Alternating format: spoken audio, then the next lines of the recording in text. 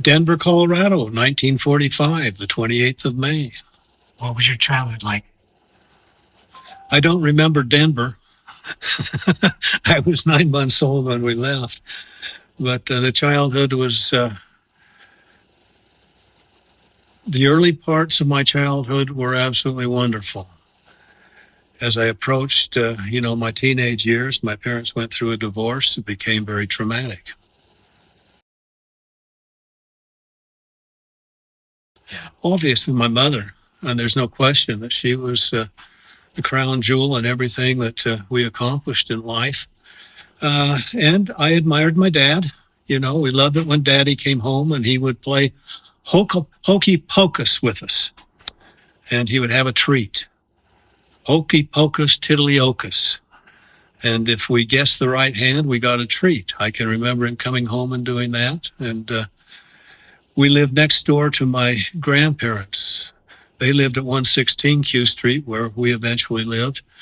And we lived at 110 Q Street. And I have keen memories of going out the back door and into my grandparents' house for breakfast, sitting down with them and having the experience. So they had a tremendous influence on my life, as did my grandfather and grandmother Volker.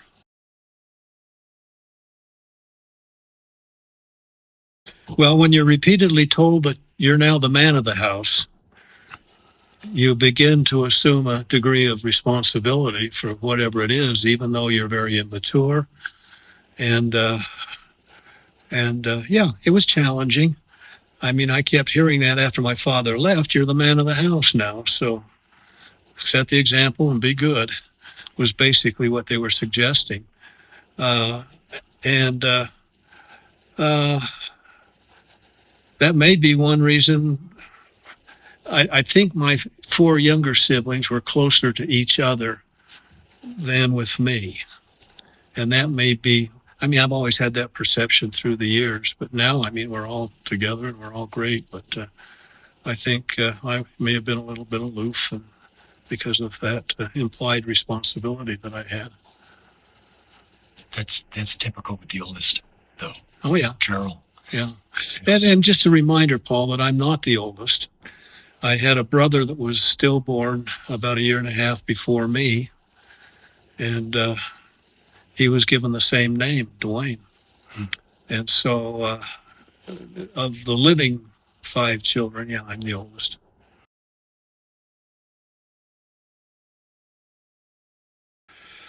Well, I went to East High School in Salt Lake and had a great experience there.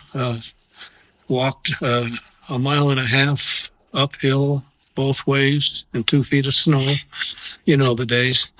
But no, it was great. And I had a great experience in high school. I was involved in a lot of activities. And it wasn't very big, and so I couldn't play football. I couldn't play basketball. Wasn't any good at that. I ran track. Was a pretty good miler. Qualified for state and for region tournaments, those sorts of things. I took seminary. I'll confess something, okay? I took seminary as a 10th grader, and it was across the street. Hated it, and the teacher and I just didn't relate to the teacher, who later lived in the ward where Carol and Doug now live, and was in this stake at one point. I just didn't relate to the teacher, and so I didn't take. I'm a seminary dropout, and so when you talk about going on a mission, I think the biggest influence on me going on a mission was the leadership I had in my ward. With my mom being a single mother, I had an incredible scoutmaster. I had amazing priesthood leaders and bishops that took me under their wing and became surrogate brothers and dads. And so it wasn't the seminary system that influenced me to go on a mission as much as it was the great rapport I had with those church leaders who were just so wonderful. And to this day, I just say, bless them for helping me through those periods. And then the fact that my grandma and grandpa Volker were the mission presidents in Holland, during those teenage years, during my high school years, my pre-high school years, and then into high school. They, more than anything else, I think, really encouraged me, and I ended up going where they had been. My mission president was the person who succeeded them, and so we had a very keen relationship, and it was an amazing experience to have Grandpa Volker and Grandma Volker were called home in whenever I turned 16. What year did I turn 16? Anyway, they were called home for a special mission president seminar. And I was supposed to be ordained a priest when I turned 16. But I waited for them. I knew they were coming in July. And so we waited. My grandfather Volker ordained me a priest in the Aaronic priesthood, President Volker of the Netherlands Mission. So that was a precious experience. And all of those things combined, along with just the firm testimony, the firm, inexperienced testimony that I had of the restored gospel of Jesus Christ. I wanted to go. I was eager to go. And I was dating one Margaret Cardall, and we were getting far too serious. And so I summarily dropped her.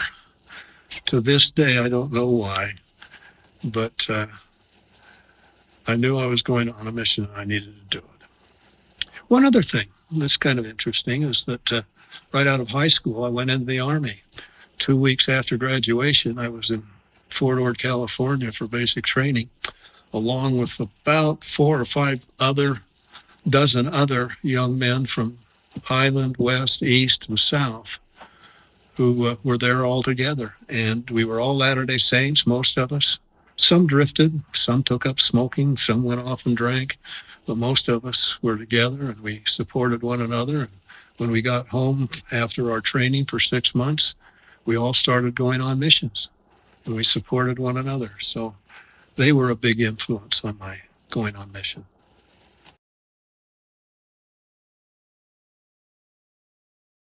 No, I came home from the Army. It was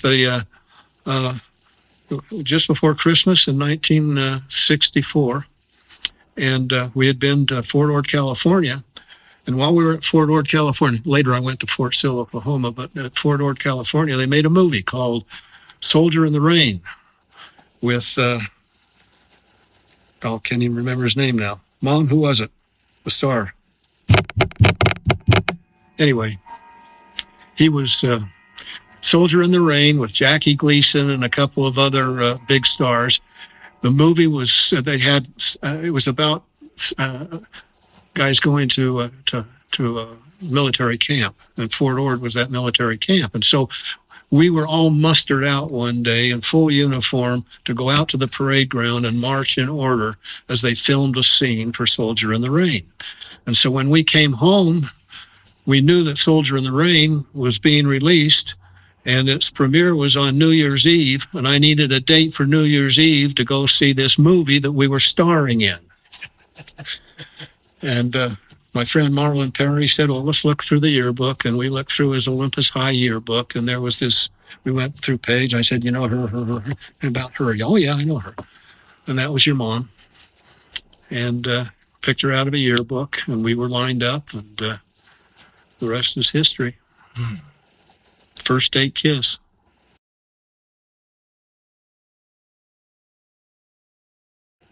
What was it like? Wonderful.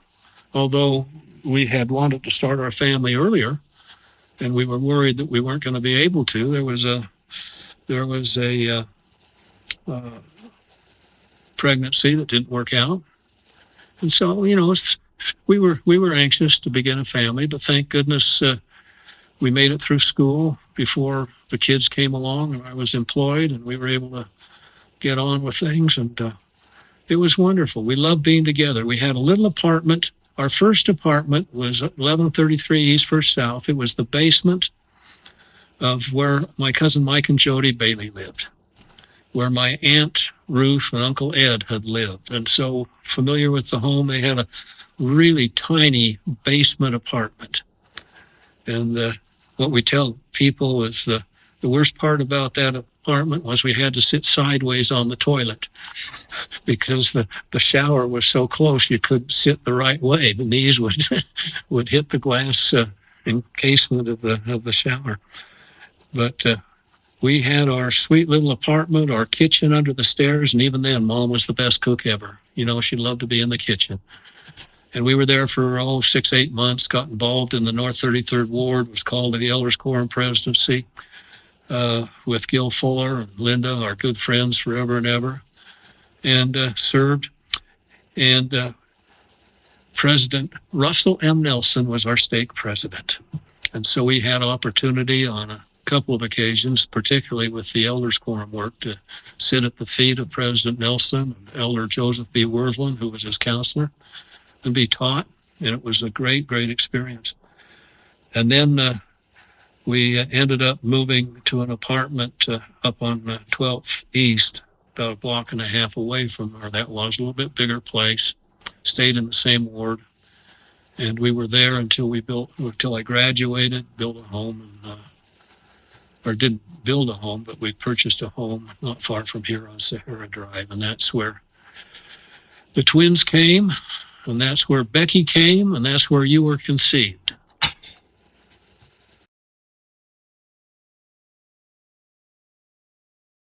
I came home from, my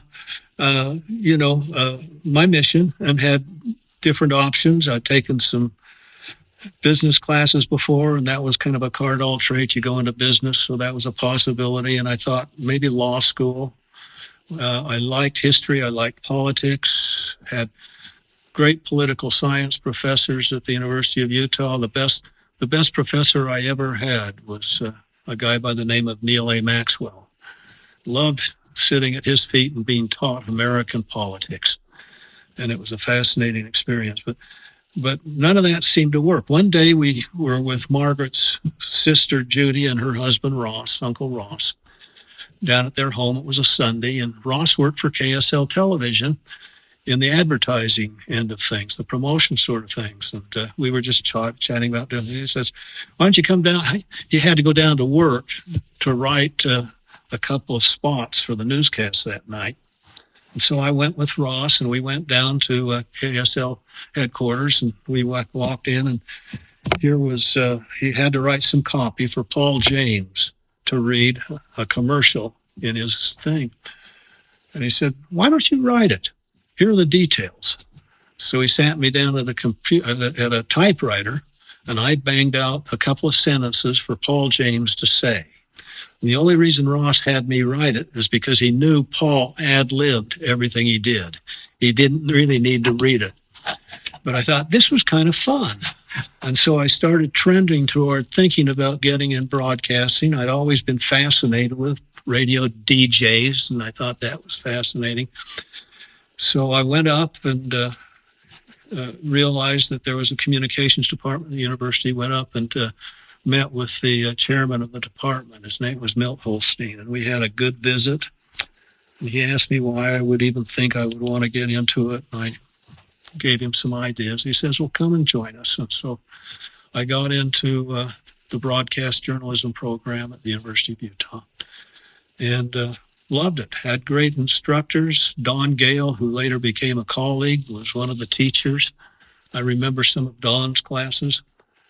And we had great experience. And then I was delivering. I did some odd jobs. I delivered eggs. I worked for Bailey Beauty Supply. I sold beauty products. We did different things.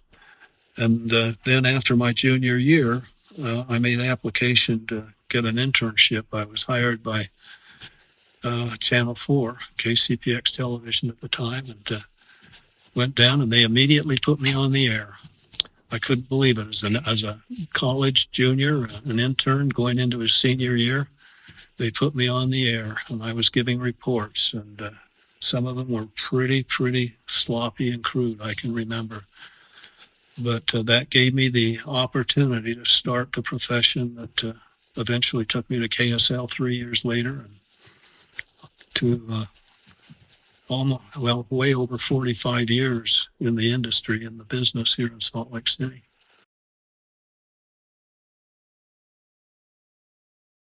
I started doing religion coverage when I was at Channel 4. One of the first things we did, one of the biggest projects I did there was the obituary for President David O. McKay, who I'd known as a child. I mean, he had a profound influence on my life. He lived in the neighborhood. We encountered him on evening walks. We passed the sacrament to him in the East 27th Ward building. He was in the 27th Ward. We were in the East 27th. So I did that and kind of gravitated toward covering conference for Channel 4. And then Channel 5 hired me. Spence Kennard was covering a lot of the religion stuff, and I was doing education, different things. But then Spence was given the responsibility for the spoken word with the Tabernacle Choir, and he couldn't do it any longer. So I started covering religion.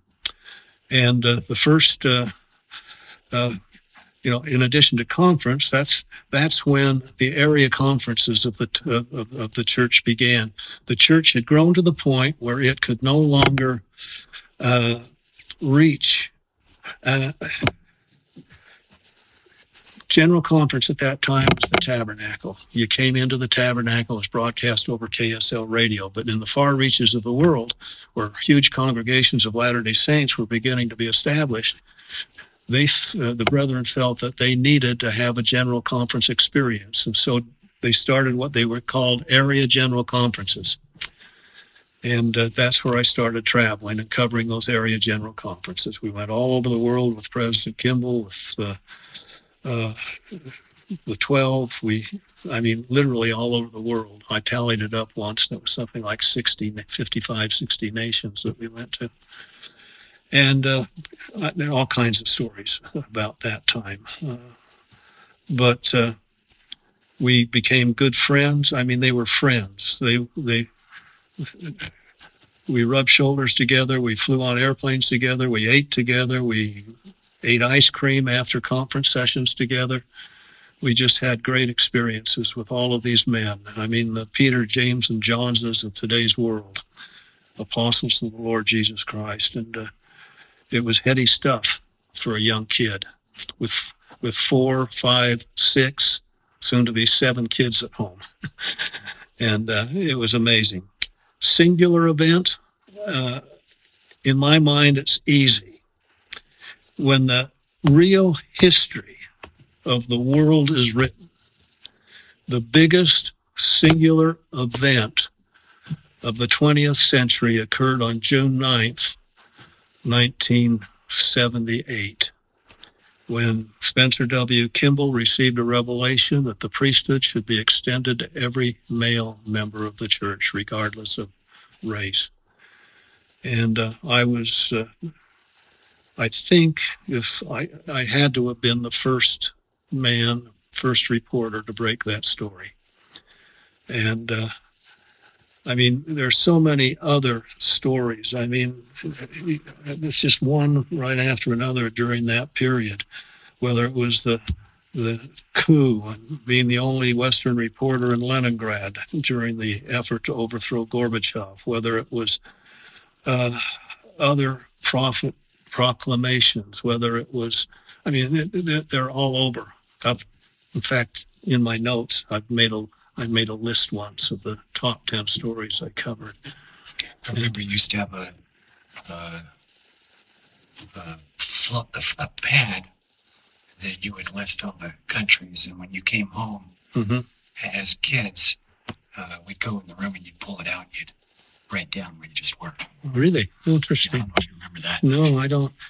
But in my mind, Paul, the biggest story I ever covered was the priesthood revelation announcement going live. And it's interesting because at that time, 1978 kind of marked a change in the dynamics of television news.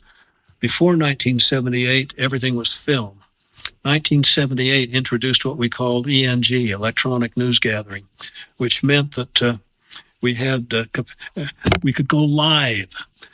There were receivers on the top of the University Club building, and anywhere in the Salt Lake Valley where you could see the University Club building, you could send a microwave signal and we could go live.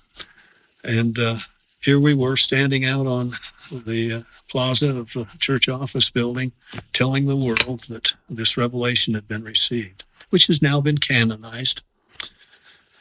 And so, literally, I think when the real, the world wars, everything else, in terms of eternal impact, that day in 1978 stands head and shoulders above everything else.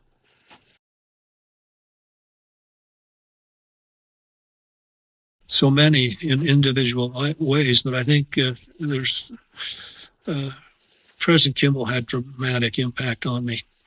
I mean, to be held by the prophet of God on a number of occasions and kissed and told you're loved is an amazing experience.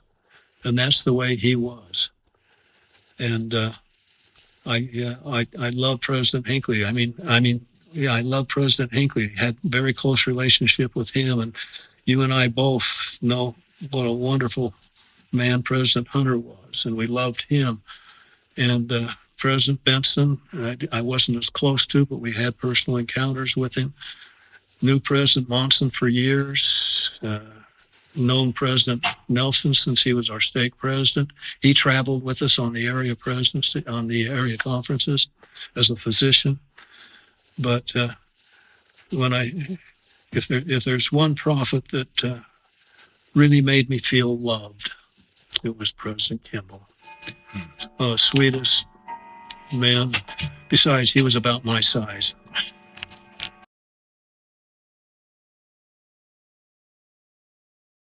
There were different attributes of the different prophets that he just adored, and that tremendous experience. And I remember the first time a prophet called me by my name.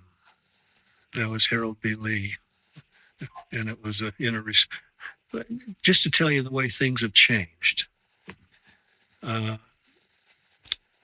It's a huge bureaucracy now.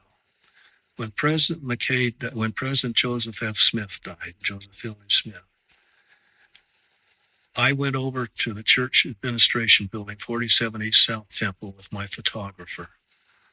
And we walked into the office of Harold B. Lee, and I sat down with him for an hour and interviewed him. And had just an amazing experience with him. And not long after that, there was a reception that we went to. And he was in the greeting line. And as soon as he saw me, he said, "Hi, Duane, how you do?" The prophet of God knew my name. It was amazing. And it was just the beginning.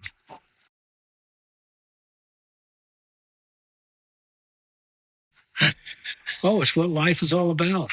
That's the whole purpose of our existence here, is family. We are family. And the beauty of it is that it's an eternal experience. And it starts with you guys coming to us. Each one was a blessing. We didn't know we were having twins until about a week before. And then we got Carol and Karen. And then, what's wrong, huh? Oh, be real? Okay. She's going to be real. Loved it. And one of the reasons I loved it is because I saw my companion become an incredible mother. I was gone a lot, and she raised you guys independent of me. And when I was home, I was involved in church assignments, and Mom raised you. And I don't know, we were stressed, but we were never stressed, We just kind of had a go with the flow attitude. We didn't have emotional issues, depression issues. We loved you. And you were all young. And it was tremendous. And I always felt bad when I was bishop and I looked down on the fourth or fifth row, and here were 7, 8, 9 of you with Mom. Do you remember the time you and Carol went with me to a talk where I had to separate you in the middle of the talk because you and Carol were squirming with each other? It was a challenge as kids, and thank my wife for the way she handled things with my being gone so much. And I thank you kids for the way you supported your mother during those times. And I think I think it was a happy home. I hope it was a happy home, even when we made you get up early in the morning to read scriptures, and when we, tried to have family home evening every once in a while, even though a lot of the times it was Monday Night Football that we watched.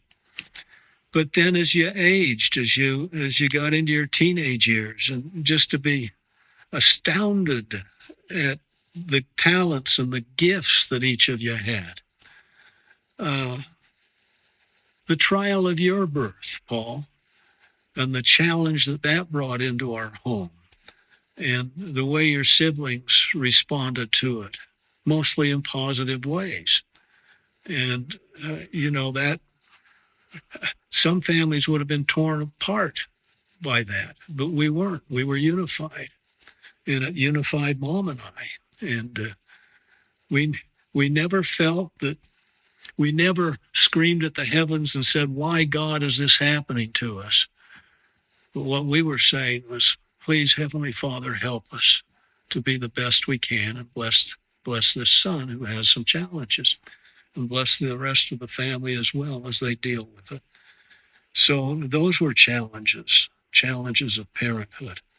And then as you got into high school and different things and started feeling your independence a little bit, there were challenges there that we faced. But I hope we were still, I hope that home is where you still wanted to be as kids, and you wanted to be with your siblings. I hope that was the case.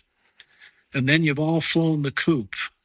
And the fact that you were all born within the first 7 and 8 years of each other, and then Craig came along, you all started doing the teenage things and the post-high school things pretty much the same time. And so missions and marriages and weddings, and then all of a sudden we get to this stage where we're empty nesters, and grandkids start coming along. And do you realize that there are now, I think, 66 of us? Mom and I have spawned 66 of you. And that's just the beginning, with the greats coming along. And it's a different time. And we're at that stage now, and we have been for several years, saying, we used to have everybody come to our home. This was the gathering place. Now that you're grandmas and grandpas, you become the gathering place. And we just hope we get invited once in a while.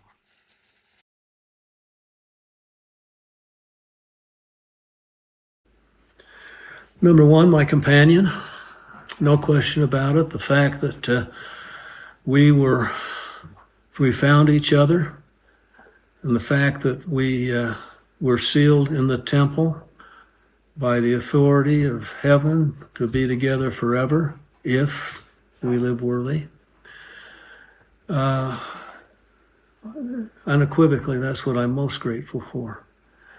But then I'm grateful for blessings that just overflow constantly, and for the children that we have and the grandchildren that we have.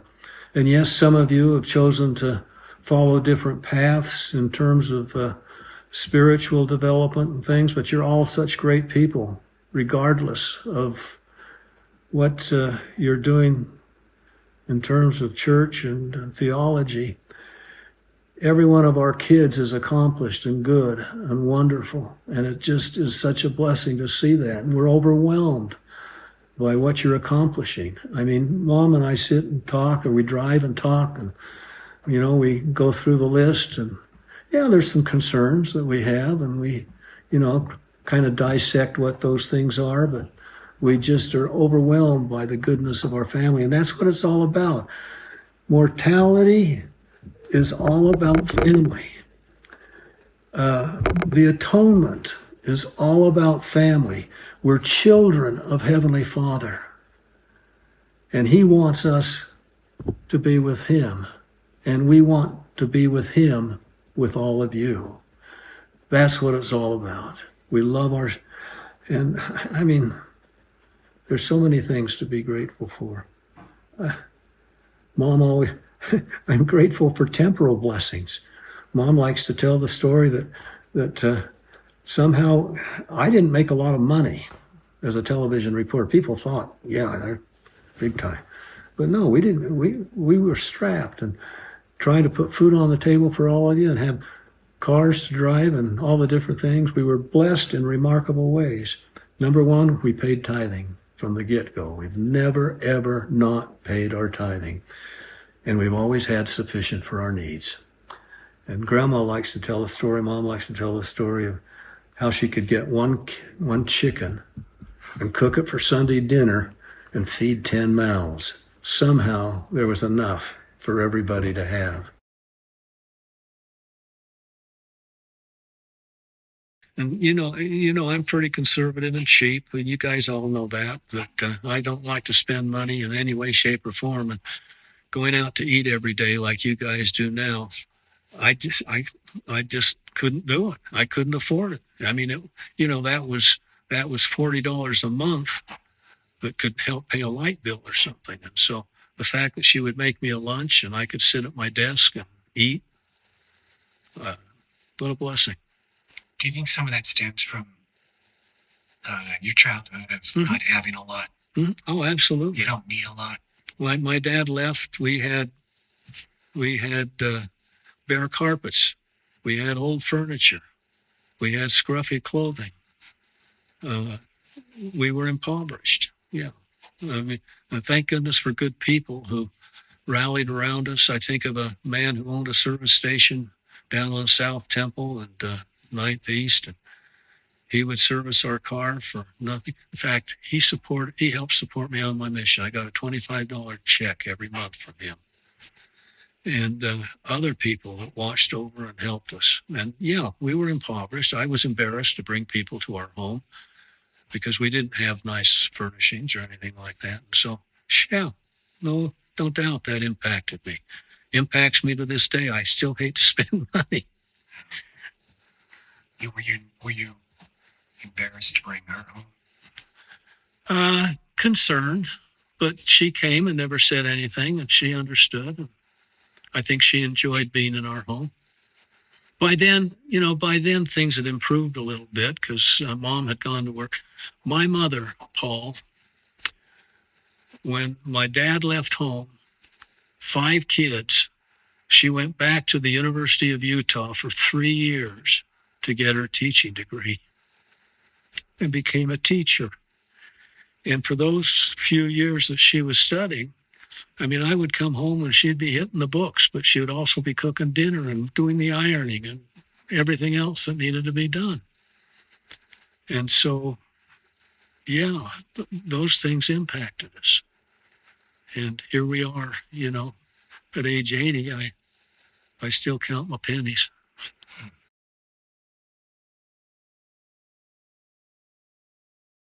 Every day is an adventure, a new ache, a new pain.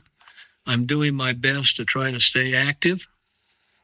I get up every morning and work out for an hour. I walk 2 to 3 miles. I lift weights. I stretch. And I read scripture and study the gospel. And I hope that's going to prolong my life and keep me young. I think I'm in pretty good shape, but I still have aches and pains every day. It takes me longer to get out of a chair. It's a lot harder to get out of bed and straighten up my back. But those are things that are incidental. The maladies of aging are no fun. The worst, it's just it's the reality of where we are.